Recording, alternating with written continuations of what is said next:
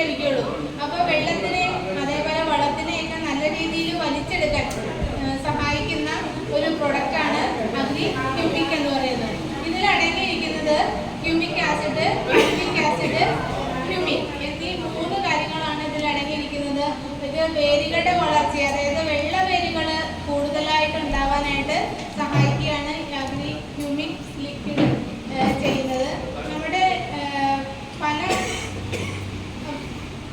നമ്മുടെ രാസവളങ്ങളായിട്ട് പല കമ്പനികളുടെ വളങ്ങൾ നിങ്ങൾ ഉപയോഗിക്കുന്നുണ്ടാവാം. ഒരു പക്ഷേ ആ ഉപയോഗിക്കുന്ന ഇത് തമ്മിലൊരു വ്യത്യാസം എന്താണെന്ന് വെച്ചാൽ മണ്ണിലേക്ക് ആവശ്യമുള്ള ഒരുപാട് അളവിൽ ഹ്യൂമിക് ആസിഡ് നമ്മുടെ മണ്ണിലേക്ക് കലരുന്നത് നന്നായിരിക്കില്ല. പക്ഷേ ഈ പ്രോഡക്റ്റിന്റെ പ്രത്യേകത എന്താണെന്നുണ്ടെങ്കിൽ ശരിയാണ്, വളരെ സയന്റിഫിക് ആയിട്ടുള്ള രീതിയിൽ മണ്ണിലേക്ക് എത്ര ഹ്യൂമിക് ആസിഡ് ആവശ്യമുണ്ടോ അതേ അളവിലാണ് ഈ നമ്മുടെ പ്രോഡക്റ്റ് ഉത്പാദിപ്പിച്ചിരിക്കുന്നത്. അതായത് 15% ഹ്യൂമിക് ആസിഡാണ് നമ്മുടെ ഹ്യൂമിക് ലിക്വിഡിൽ അടങ്ങിയിട്ടുള്ളത്.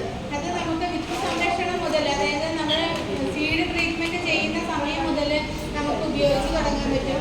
അത് വിളവ് വർദ്ധിപ്പിക്കുന്നതിനോടൊപ്പം തന്നെ വിളവ് വർദ്ധിപ്പിക്കുന്ന വേരുകളുടെ ഉണ്ടാകുന്ന എണ്ണം കൂട്ടുന്നതും കൂടുതൽ വേരുകളെയാണ് കൂടുതൽ പുഷ്ടിപ്പെടുത്തുന്നത്.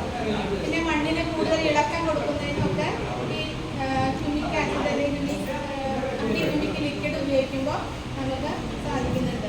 അതുപോലെ തന്നെ ഈ ഹ്യൂമിക് ആസിഡ്, ഹ്യൂമിക് ഗ്രാനുൾസ് എന്ന് പറയുന്നത് ഏറ്റവും കൂടുതൽ പരിചയമുള്ളത് നിങ്ങൾക്കൊരു പക്ഷേ ഈ ഹ്യൂമിക് ഗ്രാനുൾസ് ആയിരിക്കാം.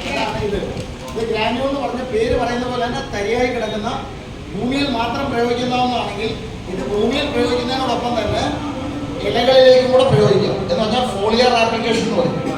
മണ്ണിലും